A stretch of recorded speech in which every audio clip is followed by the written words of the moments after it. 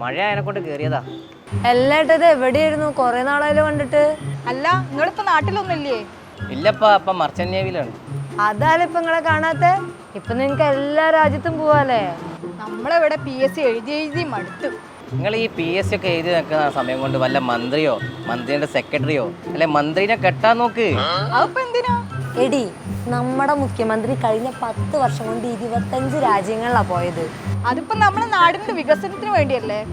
ഈ യാത്ര കൊണ്ട് നമ്മുടെ ഈ സർക്കാർ ഒരു കരാറിലും ഇതുവരെ ഒരു രാജ്യമായിട്ട് ഒപ്പിട്ടില്ല. അതെനിക്കറിയാം.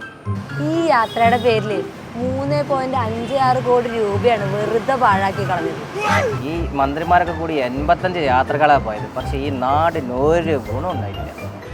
അത് ശരിയാലേ. ഇപ്പൊ അവര് യാത്ര പോകുമ്പോ അവര് ഭാര്യനെയും കുട്ടീനെയും പേരമക്കളും എല്ലാരും കൊണ്ടുപോകൂലേ? കൂടെ ഒരു ചെറിയ ഷോപ്പിംഗ്. എനിക്ക് അമേരിക്ക വിശദമായിട്ടൊന്ന് കാണണം, കുറച്ചു കാലം സുഖിക്കണം. ഞങ്ങൾ ഭയങ്കരമായി കേസ് അന്വേഷിച്ചു. ഒടുവിലാണ് മനസ്സിലായത് കിരീടം ഇംഗ്ലണ്ടിലേക്ക് പോയെന്ന്. ഡിപ്പാർട്ട്മെന്റ് ഉടനെ നമ്മളെ ഇംഗ്ലണ്ടിലേക്ക് അയക്കുന്നു. അവിടെ കുറച്ചു കാലം കടക്കുന്നു. ഇംഗ്ലണ്ടിൽ വെച്ച് നമ്മൾ പറയുന്നു കിരീടം ഫ്രാൻസിലേക്ക് പോയെന്ന്. ഡിപ്പാർട്ട്മെന്റ് ഉടനെ നമ്മളെ ഫ്രാൻസിലേക്ക് അയക്കുന്നു. പിന്നെ ഹോളണ്ട്, ജർമ്മനി, ആസ്ട്രിയ, അങ്ങനെ പല രാജ്യങ്ങളും നമ്മൾ ചുറ്റി കറങ്ങുന്നതാണ്.